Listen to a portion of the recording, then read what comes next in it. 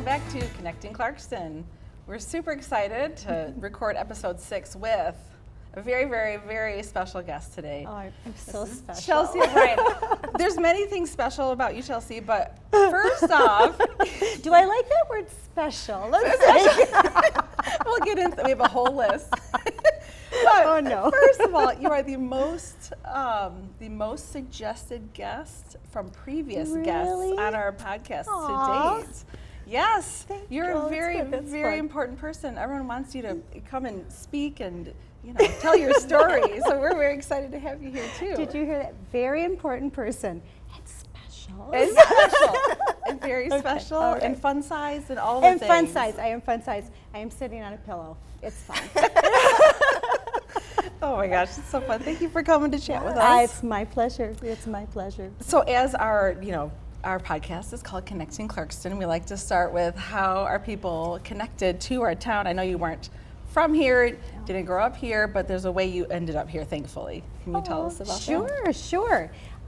So I hail from the west side of the state. I grew up in Grand Haven, Michigan, on a large farm. My roots are, I'm a farm girl, and moved to the Ferndale area after college, vis-a-vis California. So I've lived in a lot of different places. We raised our children in Ferndale, fashionable Ferndale, and we loved it there. My husband is from the Royal Oak area, so born and bred on the east side. And because of my passion for the natural world and having those childhood experiences on, green space, open green space, water, nature, we were always hoping when we could make it work to move our family to a community that had strong family values, great schools, a sense of community, and that nature space, and the water was really important. And we were so blessed, we were very fortunate to be able to find a home on some acreage, and we have access to Deer Lake, which we just absolutely love. What a gem that is in this community. And the people here have been so welcoming and supportive, and I feel like it is our, can I say, forever home. I don't see us moving from Clarkston. I feel like we really did find our people here. And so that's our origin story. The O'Briens have been here, Team O'Brien, for 11 years. It's been 11 years. So not, yesterday, but many people that I meet in Clarkston, it's like third generation. You guys never leave. And maybe our kids will come back. I hope that will be the case. Yeah. It is true. I mean, Katie and I are both lifelong residents. I've left a little bit but got pulled back, and there is something, and that's one of the reasons I wanted to be involved in the podcast is like, what is it? And we kind of explored the ideas of what makes Clarkston different, special, and you've already talked about a couple of them.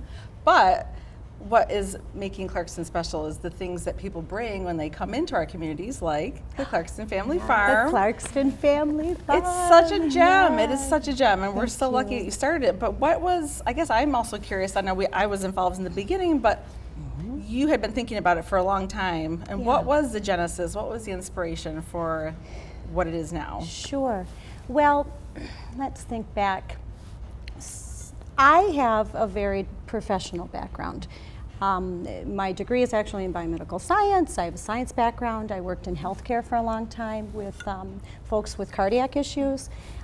So my early professional work was really thinking deeply about health and nutrition and lifestyle choices, because I had been working with so many folks that maybe could have made better lifestyle choices. And we know that the lives that we lead now do catch up to us in our 70s and our 80s. And we also know that our kids at a very young age are starting to develop the patterns, their food choices, how they're going to live their life energetically at a very young age. Developmentally, they say usually by 5 even, sometimes you're creating some of your food preferences and the choices that you will then reinforce for the rest of your life.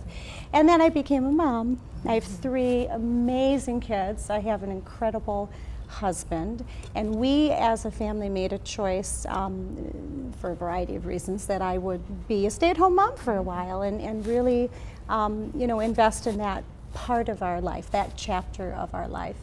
And I got really involved in the schools.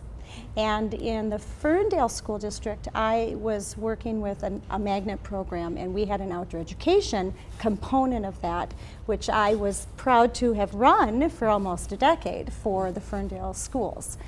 That gave me, I think, a foundation for seeing in real time, both in the classroom and in our outdoor classroom, how our kids and myself and the teachers came alive when they were learning and growing and thinking and doing science in a way that was outside in the class, their outside classroom, our nature-based education. The thinking was elevated. There was so much joy and collaboration, and that was such a rich and impactful experience that when we moved to Clarkston, I was then going back and getting my master's in education at Oakland University, knowing, my gosh, I love working with kids. Yeah. By the way, shout out to all of our teachers, and I'm talking to everybody that is watching. You work so hard. It is one of the most important jobs on the planet, and we celebrate you. I've done it, and I know it's a Herculean amount of effort that we pour into our kids. My mom, longtime educator herself, and one of our founding members of the Clarkston Family Farm, is now still our curriculum advisor. I watched how hard she worked, and I'm like, I'm not doing that. There is no way I am going to go and do something else. So I went into healthcare, into the medical field. But then you work in the schools. And I don't know, you hear this all the time when we talk about the teaching profession. Anne, you've been a teacher yourself. I'm not sure so much about your background. No, but we often hear people say, I'm just called to it. You feel called to it. I fought against it because I don't know, return on investment. I'm not really sure this is so hard. And really, we don't pay our teachers enough. We just don't. But when I had kids, when I was working in the Ferndale schools, when I started working in the Clarkston community schools and going back to school to get my other degrees, you realize this was meant to be. Yeah. I love teaching, but I felt like the way that I personally, Chelsea O Brien, could contribute best would be through my experience growing up on a farm, my passion for outdoor education. I am a certified environmental educator, and I thought I can support the relevance and the rigor in the classroom in a way that's meaningful for all of my teacher friends and all the students I work with, and frankly for my own children who love the outside and I felt were most alive and most engaged in their learning when they were doing hands-on education. So, how old were your children when you guys moved here from Ferndale? Yeah, they were little. they were younger. We had my son was in first grade in Duffy's class, and Delaney was in Mrs. Sorensen and Mrs. Warner's class, and Kendall had Mr. Clino. So first at Independence Elementary School, first, third, and fifth grade, and we moved at the end of the year. And that is actually a nice springboard into one of the things we were talking about before we started filming, and that was, so you have this idea, this passion for nature-based education. You know, I personally did feel like this was something that could be a contribution that I could make to my new community, right?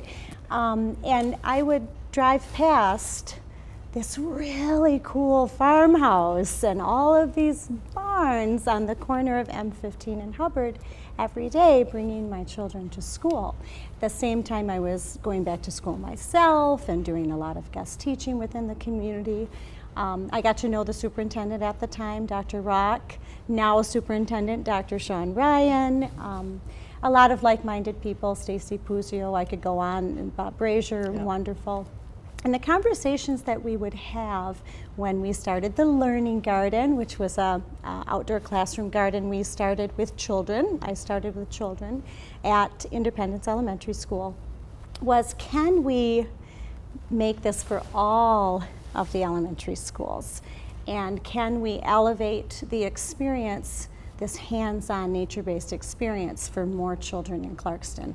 We kind of got it going on here at Independence Elementary School. Each of the elementary schools, had their own kind of vibe. I know Clarkston L is doing some really cool things, Anne, with you. And it really seemed like the right time. I had kind of had my foot on the clutch. Do I go back to the classroom? Am I going to be a classroom teacher? Do I want to go into administration? I had thought about possibly getting my ed specialist degree. But I knew that when I felt most alive was when I was working outside in nature with kids. And thank goodness I had a supportive husband because he's paid all the bills for the last 6 years. The farm does not make that much money. We are really committed to making sure that any child can come to the farm, that we feed people. We are a nonprofit. So kind of jumping around, but Dr. Rock, like myself and many of the other people I mentioned, including Ann, you and I remember sitting at a coffee shop looking at a map and really thinking deeply about this mission of educating and inspiring kids, teaching them the value about the natural world and sustainability. How can we grow things sustainably? So important to have these conversations. And can we hold the space?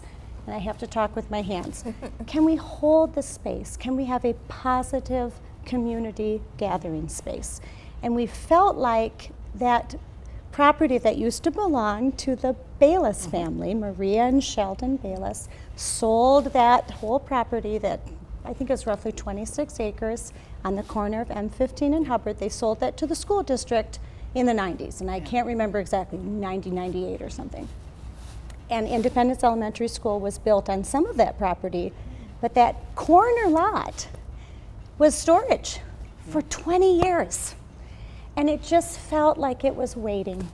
It was, and it was waiting. It's a lease, right? We do lease, yes. Some sort. Yes. So I started the Clarkston Family Farm as honestly as an LLC, and Paul Brown, if you're watching, thank you for helping me with that. One day I just walked into his office and he's like, I'll help you. And I don't know if you knew this, but Paul used to be a farmhand. I'm outing you on at the Bayless property with, of course, and everybody knows Lincoln Bayless and Larry Bayless and Lisa Bayless and they had 9 kids. They all start with Al Lance, and I could go on. They're a terrific family. They loved the idea also, and why wouldn't you? This is their childhood home. It used to have 36 horses. I could be wrong, don't quote me on that, but they did race horses, cool old barn with all these horse stalls.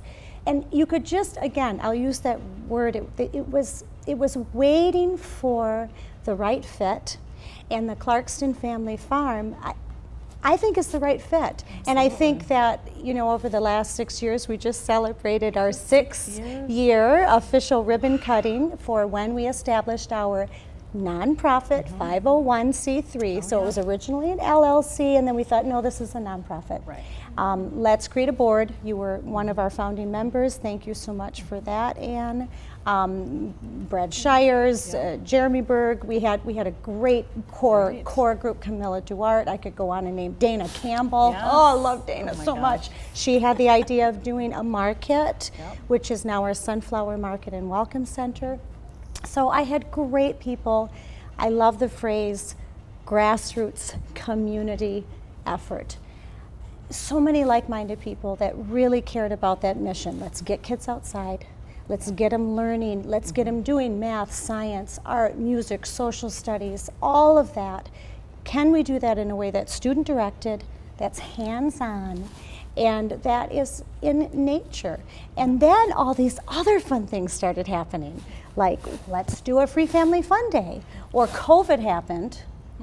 Not as fun. Not as fun, not as fun, but you know, things happen for a reason. I believe things happen for a reason. And the silver lining there is we got really good at feeding people. We were not allowed to do any programming. All of our field trips shut down. Yeah. But we're a working farm. We were growing delicious food. I had planted an orchard. Charlie Monk actually gave us a wonderful grant, and we called it our Giving Tree Orchard. And we planted apple trees and peach trees and pear trees. And by the time COVID happened, we were growing fruit. We were growing vegetables. I have 70 odd chickens. We had eggs. You weren't getting eggs at the grocery store. Right. And we thought, okay, this is a way to literally save the family farm. This is like Depression era stuff. Right. I had my kids working the market with me because we had no volunteers. Right. Everybody was quarantined. We're staying home, staying safe, sure. But darn it, I'm not letting this farm fall. Like at that point, we're like 2.5, 3 years in, and we had just poured our heart and souls into this space. And so Aiden, Delaney, like look at pictures back from those years and you will see it was my family baking bread until 2 in the morning. Oh my gosh. And feeding people. And that actually shifted things for us because we realized, my gosh, this is another way that we can serve our mission, do what's best for kids, and do what's best for families. And can I put a plug into a great way to help the farm? Yeah. Of course. During that time, during our COVID years, which we'll be talking about when we are like old ladies, right? Remember when we baked bread and there was no toilet paper? During the COVID years, we realized that this idea of a CSA, a community-supported agriculture program where we have families like yours, everybody has to eat. Get your groceries from us. Commit to our farm, we will commit to you. Together we can offer healthy, nutritious, delicious food. We did recipes, we did videos how to grow your own food. If you get on our Clarkston Family Farm YouTube channel, which we developed during COVID. We have an entire series called Clarkston Family Farm at Home because nobody was able to come to the farm to do our workshops. So we taught you how to grow your own vegetables. We did a microgreen thing. We read stories to kids. We took our programming and we tried to bring it to you at home so we could keep our mission alive. And that was a way to innovate that I don't know we would have done had it not happened. So there's always a silver lining. I'm a glass half full. Right, I was going to say, you you're know very I positive. am. I'm always like, all right, you can't control what life throws at you, but what can we glean from this? How can we make the best out of a situation that felt very desperate, honestly? So I said I was going to put a plug in. We have a CSA program to this day. Can I talk directly to the camera?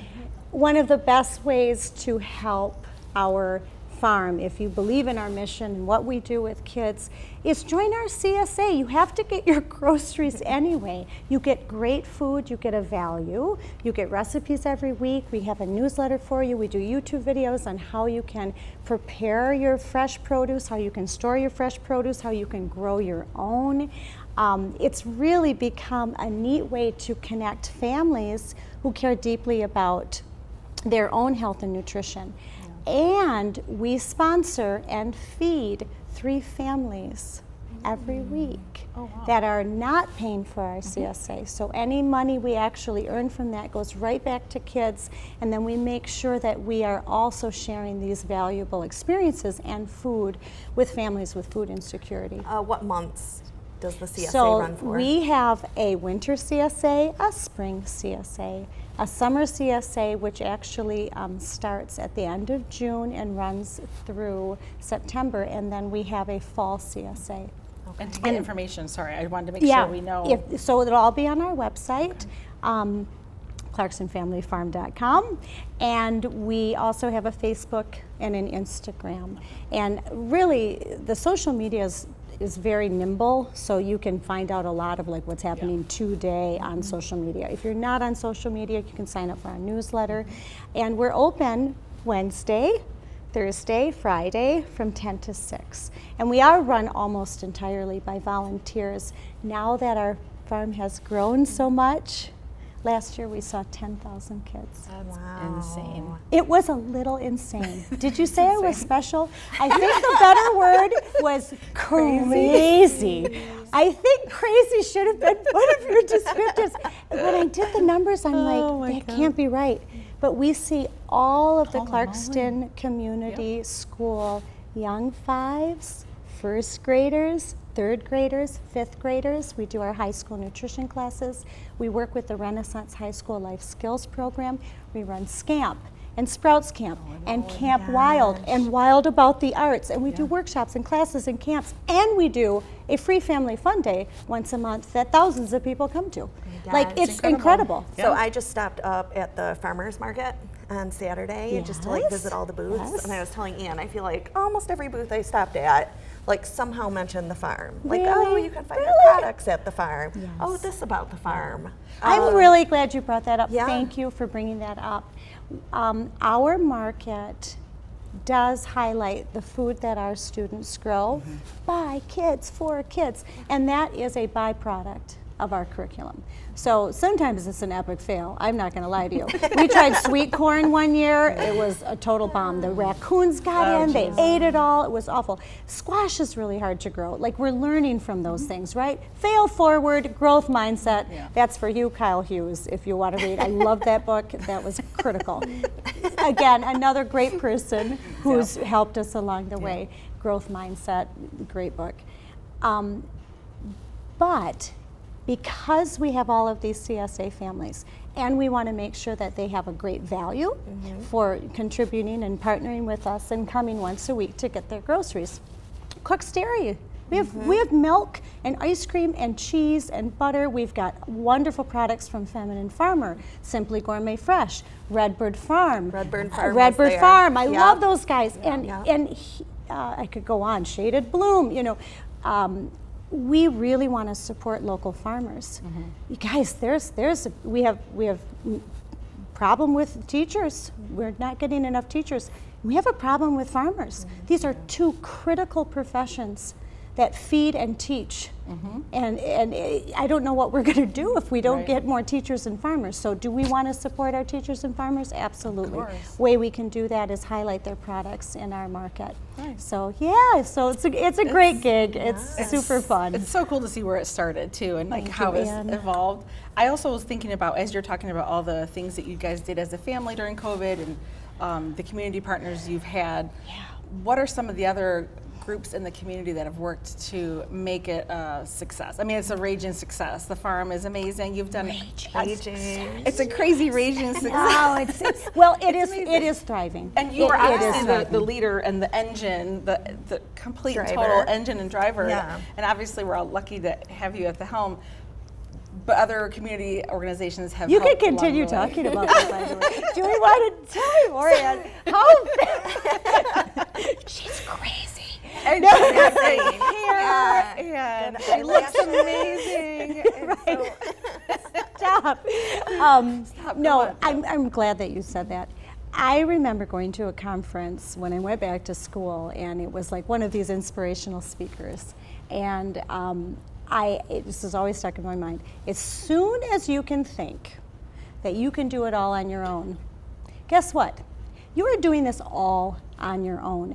The Clarkston Family Farm is not about me. It never has been about me.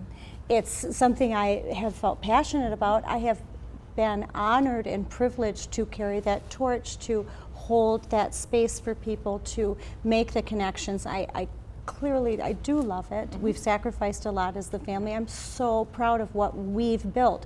The operative word there is we. This is not a Chelsea deal, and it shouldn't be. Sustainability over time, it means that it has to be collaborative. Ann, you've been with me from the start. I mean, I can name a dozen people that have been critical, and without you, your dad, by the way, also, right. Jim is incredible. Ruth's Rain Garden was our first garden we built. I mentioned Brad Shires earlier. His mom had passed away. We have a gorgeous heritage garden dedicated to Mary Ellen Shires, and the Shires family have been integral in propelling this idea forward. You asked about organizations within Clarkston. Our business community, all in. The corporate sponsorships have been incredible, and our family fun days are sponsored by people like Howard Hanna and Michigan, State Credit Union. Again, I could go on and name all the Skeeter Beaters. We've got great corporate sponsors, Wojo's and Bordines. When our hoop house collapsed, that was right before COVID. I thought the whole thing was just going to fall apart. It was really a test, I think, and a testimonial to how you can pull together, circle those wagons, community, and do we want this farm to survive? Right. Calvin Bordine called me after that hoop house collapse, and he goes, I want to help you. And I credit him with, and Anthony Jasso and Jasso Construction, they did all of our concrete. So those are some of the businesses. Clarkston Community Schools, Clarkston Farm and Garden Club, and the Clarkston Optimist Club. Core. And you have to give credit to the people and the organizations that believed in this mission and the Clarkston Family Farm before it was jamming and thriving and seeing 10,000 kids a year. Yeah. Oh, I'm sorry. Raging. I'll put that in my tagline. Those organizations I presented to. I would also say at Farm Bureau, Rotary Club, for sure. But Clarkston Community Schools, without them and their school board being totally on board, pardon the pun, but they saw this as a win-win. We do lease this property from the school district. That has to be approved by the school board to a person. Our Clarkston Community School Board, not once but twice, has renewed and renegotiated our lease with very generous terms. They clearly believe that this is what's best for kids. And without that partnership, this would have been done in the water right off the bat. If I would have sat down and presented to Wes Goodman and Jessica Kimmel and Dr. Rock and Dr. Sean Ryan, and they would have said, that would have been it. Right. I would have moved on. We would have tried to find something else. Maybe it would have been a for-profit or an LLC or something different. But it would not have been what it is now, which is awesome. It's awesome. This did make me want to ask when I was there with Ann for the Easter event. Somebody was talking about your book. Oh, thanks. I should have brought a couple of books. It. Bummer snap. Yes. That's all right. So I forget, what grade is it that every kid in the community gets a copy of it? Is that correct? We're going to hope that that's the case. Maybe that'll be a grant for Optimist Club or something. We'll write some grants. We have developed curriculum in collaboration with the Clarkston Community Schools and other schools. I would like to be clear because we always talk about Clarkston Community Schools. Of course, they're important cornerstone of Clarkston. But a lot of our private schools have been very, very impactful and collaborative in the work that we do. Everest. I could go on and name all the different, and homeschool groups too. Girl Scouts, my gosh, the Boy Scouts. Troop 199 is actually, we're their charter organization, so they come twice a month. Troop 189, Troop 169. I mean, the Scouts have built the farm. I mean, it's incredible. They literally have built the farm. Yeah. We've had 14 Eagle Scout projects in 6 years. Wow. You walk around and I'm like, and that's an Eagle Scout project, and that's an Eagle Scout project, and Jason Legg did that, and Dylan, Reese did this, and of course those families you get to know.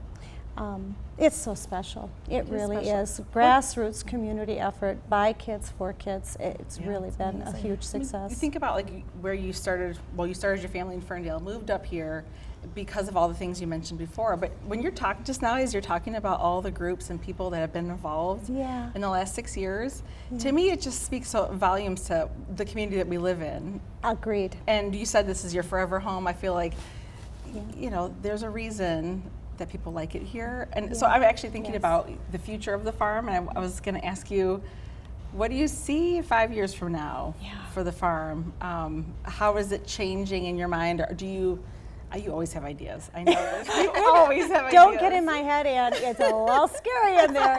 No, I know. And we just built this, you know, beautiful teaching pavilion. You guys saw it when you were at our Easter event. We used it for the Easter egg hunt. We just had a spring garden party that was a fundraiser, so I can pay my teachers, so we can offer Scamp at a 50% discount, that we can do free family fun days. So it's all about, you know, making sure that all learners have access to the magic that is the Clarkston Family Farm, and the programming that we have is exceptional. It really is. So where to go and where to grow.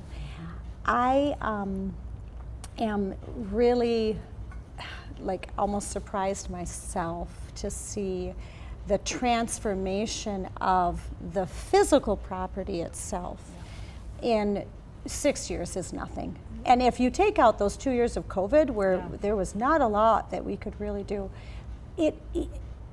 sometimes I do sit, you know, at sunset, it's quiet and I'm tired, you know, I'm just kind of like, oh, I'm just gonna take just a drink of water and before I have to, you know, close everything up. And I look around and it's just really heartwarming to think none of this was here 6 years ago. Like, we built this ourselves as a community with the guiding principle, can we do what's best for kids, knowing that that is getting them outside, doing, you know, having them eat better, play, be kids for a little bit longer, get off their phone, get off social media.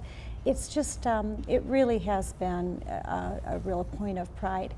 So my goal for Clarkston Family Farm 2.0, and this is, I think, a shift for us. Like, we've built something from whole cloth that was not there before. We've done it with incredible people and organizations and nonprofits and kids. I keep going back to kids. The kids have built this farm, guys. We've had support from adults and amazing, you know, nonprofits in the area, and I'm sure I've left people out, but there's so many people that have helped to invest in and believe in and have faith in, you know, our farm. But it really has been by kids. So where do we go from here? We want to make sure all kids, regardless of age, regardless of ability and mobility, and regardless of their access to resources, our at-risk kids, the kids that just don't have the money to go to our programs, nobody should be denied this fun. It's the first rule. Have fun. It's a fun place to be. It's filled with joy and learning. That should not be denied to anybody. So our focus is to make sure that it is accessible to all learners. And our Pathways to Possibilities project, we've been plugging away at. We built our pavilion. That was a big piece. We fundraised for 3 years for that. And now we can do teaching in a space that is ADA accessible. All learners can be there. It's very safe. It's all concrete. It's covered. It's wonderful. Our new healing hoop house that I said, Calvin Boydine was very helpful in assisting with, Jasso Construction, of course, but lots and lots of volunteers also. That's also ADA accessible with all of these raised beds that are wheelchair accessible. Running a farm is tricky because it's large and we've got animals and it's a lot of windy pathways and we have no money. We're just, we've literally scrapped this together, Ann. You remember? Like, all right, we got $500, you know, can we build a greenhouse? I don't know, let's do it with some fifth graders. You've been there with me. Sending letters to people, hey, oh, for sure. $2? No kidding, we're selling basil. All right, we'll take that 50 cents. I mean, it feels like, you know, what we've been able to create has been pretty cool. So where we go from here is pathways to possibilities, walkability, safety, and accessibility. Dignified access for all learners, and that's going to be my guiding principle. And when we meet with our advisory board, and we actually have a meeting coming up soon, we are going to talk about those priorities. And our priorities are investing in our people, because for the longest time it's just like, will you come and help? I can't pay you anything. I got some chips and salsa, blah blah blah. You know, like thing. And you know, it's like, yeah, I did that for 5 years. She did take me by the chips and salsa. Okay, yeah, she was like, you have to try salsa. this. Okay. So And good. we do, you know, So okay, good. so here's some eggs. Appreciate your, you know, 5 hours of work today. That's not actually sustainable. So we do have to invest in people, and I want to make sure that as we grow and as we can continue to serve our youth, that we maintain a level of excellence, because more is not always better. And that's something I think that all organizations have to be careful of, and ours is no exception. Growth, just for growth's sake, is not necessarily a goal. You know, can we do this well for more students? Maybe, but we need to have better infrastructure, need to have better staff, and not better staff, I need to have more consistent, reliable, professional people that I can pay. I think it's time. We'll always need volunteers, and we are run almost entirely by volunteers. So if you would like to volunteer, I always feel like, cue the look to the mic. Right. No. Hello, community who's watching. Yes, we need volunteers. How do people volunteer? Okay. Yeah. Thank you for asking Yes. that. Perfect question. We do have a website, and we have miniature horses. So we have horse helpers. We were just donated, it's a shared ownership with, you guys know Joette Coons, of course. Joette and Bill have this lovely little donkey. They call him Little Man. He now lives at our farm, so we need people to help with Little Man and the horses. We have bunnies, we have chickens, we have a huge garden, we have a greenhouse, and we have pigs. So we have our piglet pals. We've got our hoop house helpers, we have our bunny brigade, and we have our chicken, don't laugh, chicken tenders. My son came up with that. We have our chicken tenders. And you can sign up to be one or all of those things, and every day animals need to be fed and watered, and eggs need to be collected, and chicken coops need to be mucked, and every day we have to water our hoop house, so our hoop house helpers are there. So if your family would like to volunteer even once a month, pop on our website. We have a little I don't know, a title that says, "Many hands make light work." You can come with your littles, you can come by yourself, you know. And we have videos, of course, that help to train you, and we have checklists to help keep you, you know, on schedule. And you can always call me if you just want to call me and say, hey, I'd like to volunteer at the farm. We'll plug you in. But be careful, because if you say, do you need help? The answer is yes. I do feel like your systems and your organization are next level. Really? Yes. Thanks for like saying even that. on the way to the Easter egg hunt, Anne's like, I just have to let you know, this is going to be very well run. Oh, thank you, And it Anne. was. Of course, Thank it's got to you. be color coordinated. Yes. It was. I do color coordinate everything. Yeah, and I mean, just Absolutely. even with the videos that you were releasing ahead of time, you know, Good. this is how you're going to do this. It was great. Thank you. Yeah. Thank you. I did want to ask, have you guys been able to get, or are you able to apply for grants? Absolutely. Yes. So one of the big reasons, and people that are in the nonprofit world know this, you do have to establish your 501c3. That is no small thing, and it takes a lot of maintenance along the way too. One of the reasons that's so important is you have the ability then to apply for state and national grants, and of course local grants. Again, I mentioned Clarkston Optimist Club, Clarkston Farm and Garden Club, Rotary Club just collaborated with us to write a grant. They've been very generous, and without their support, I don't know that we would have gotten off the ground things even like our market. That was an Optimist Club grant early on. Again, they had faith in this when it was literally just a map. Like Right. me coming in and saying, I've got an idea, who's with me? You know? Also, And I all need of some money. Clarkston said we are a lot. When Most of Clarkston, I would say yeah. everybody's enthusiastic, but Yeah. but to be fair, there, you know, the organizations I talked about, and you, Ann, it does come down to, you've heard the old saying, 80% of, you know, the work is done by 20% of the people. It's one thing to say, that's a great idea. It's Right. quite another to say, that's a great idea and I will help you. And I'll show Yeah. up. And I will show up. Right. Now, as we've grown, and we have wonderful systems, thank you for saying that, and people clearly can see this is a meaningful experience, it's so much easier to show up. Yeah. Sure. But early on, I got to give credit to my founding members, you know, the people that I've kind of already given a shout out to those organizations. Bourdain's, again, you know, I remember giving a tour to Calvin Bourdain early on, and we started at the Learning Garden because the farm hadn't been built yet, and we walked over, and it was nothing. I mean, it was Right. just fields. We didn't have we didn't have a greenhouse, or, you know, I literally had a map and a mission, and lots of enthusiasm. Ton of it. And, energy for days. and Still here. Still here. Well, see, I mean, you're so humble and giving credit to everybody that's helped along the way, and of course, it couldn't have been done without everybody. But so true. you've been such the leader at the right place at the right time, and Thank you're you. leading it, and people like what you're selling. And when you first started with the map, you sold the idea because of your enthusiasm, all the things we talked about. So I mean, There was pretty it's- good pictures on that There- map too. there's My pretty good my- pictures my from your sister, mom, my or sister, no, my was it your sister is an sister? architect. Oh, yeah. She lives in California, Deva, Yeah. and my mom is an artist, Yeah. and my family helped me create the map. The map was actually really cool. So It don't was- let was cool. downplay. It was You know what? I cool. should break it Where out. is it? It should be I framed I somewhere. should somewhere It should like our yeah. that was like, what do they call it? A vision board.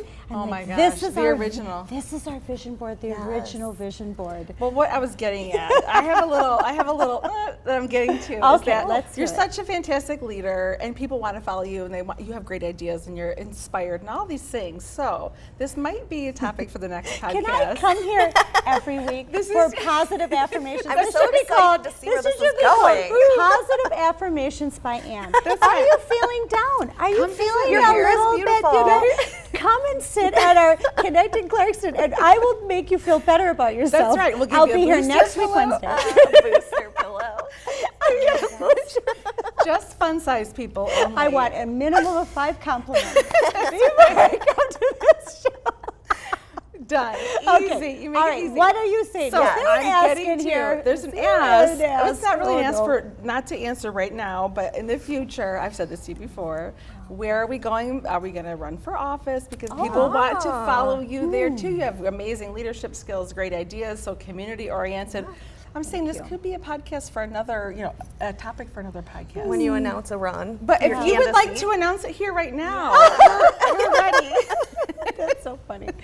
I feel like my life's work is holding this space, and the Clarkston Family Farm is, I hope, will be a legacy that I can, leave to my children, and that it can carry on and continue to do the really good work. I would like to make an impact in a broader way. I've got lots of ideas. I bet you do. I know you know Do Sam tell. Morocco, and I know you know Jose Aliaga, our current township supervisor. I am going to sit on their advisory board for the open green space, and I'm very happy to do that. One of the things that I am not good at, I'm going to pull a little Ado Annie. I'm just a girl who can't say no. I'm in a durable fix. It's not. Have you ever had somebody sing on your show? No. This is terrible. But now we're hoping everyone does it. Yeah. I do have a problem saying no. So I would love to serve if that's the way in which I can best serve my community. But I really do think that I need to do this with excellence, and it is every hour of my day. I I don't have a lot of balance in my life, and that's something that I hope to regain. My kids are getting older. My husband doesn't ever see me anymore. You know, you have to find that balance. I love the Clarkston Family Farm. I have poured into it along with many other people. Our family has sacrificed a lot over the last 6 years. I think that would not go over very well at our dining room table if I were to announce a run for some office. Maybe down the road when I feel like the farm is more self-sustaining, I would love to serve, and maybe it's at a local level on the school board. I have a lot of respect for the work that they do. That is a thankless job, by the way, and a very important one. They've done really good work, and if that's the way in which I could be most impactful down the road for the things that I care deeply about, doing what's best for kids, preserving open space, natural space, conservation and sustainability. Yeah. All right. I'm all That's about fair. it. That's I'm a all about fair it. answer. But I think right now where I can do my best work for kids, for the community, for those things that I care deeply about is at the Clarkston Family Farm. And I will say this. Politics, there's a double-edged sword there. It's really important to have systems in place, laws in place, you know, that it's good work. I have, again, a tremendous amount of respect for people that do that. What's really a delight at our farm is that it is not political. Sure. And as a nonprofit, a 501c3 status, you are not allowed to be political, by the way. And I love that regardless of where you land on that political spectrum, if you are liberal or progressive or Republican or Democrat or independent or any of those things, politics does not matter when you are talking about doing what's best for kids. And we know that healthy kids spend time outside. Kids that do well academically are spending time in the natural world.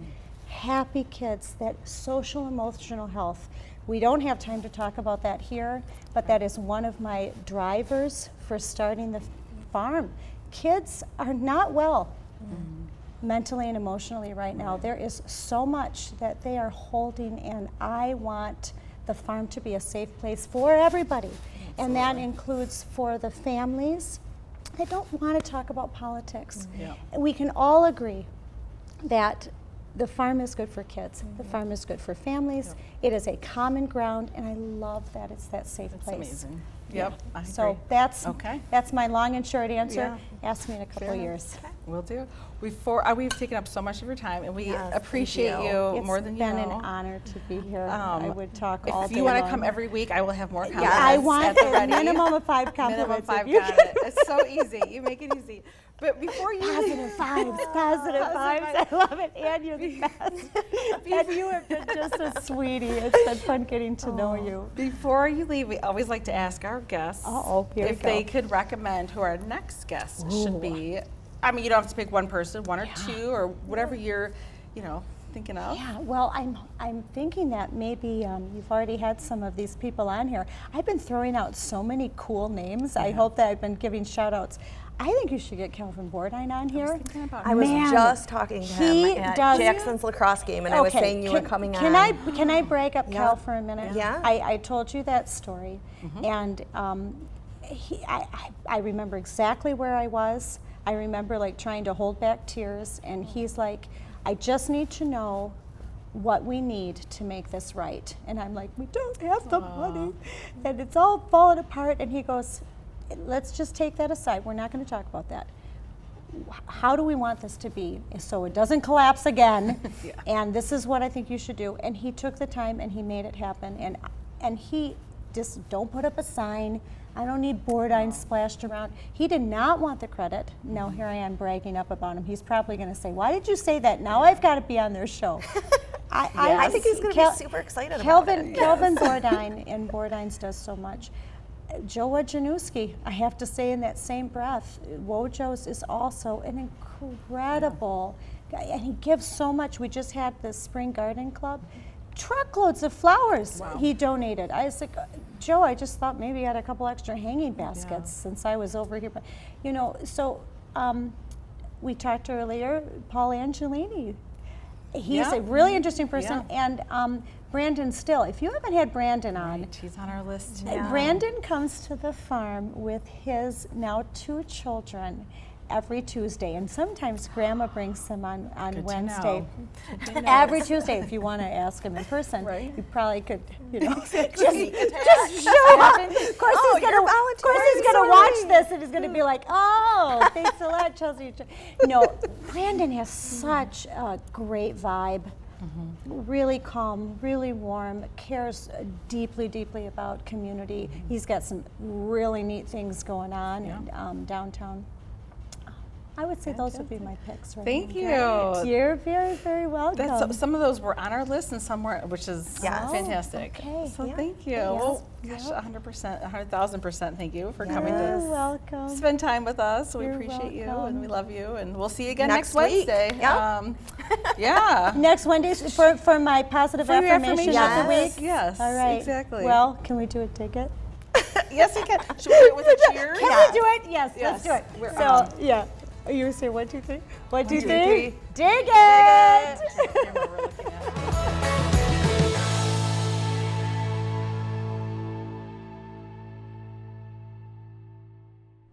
This podcast is brought to you by Independence Television, located inside Clarkston High School. The views and opinions expressed in this program are those of the speakers and do not necessarily reflect the views or positions of Independence Television, Independence Township, or Clarkston Community Schools.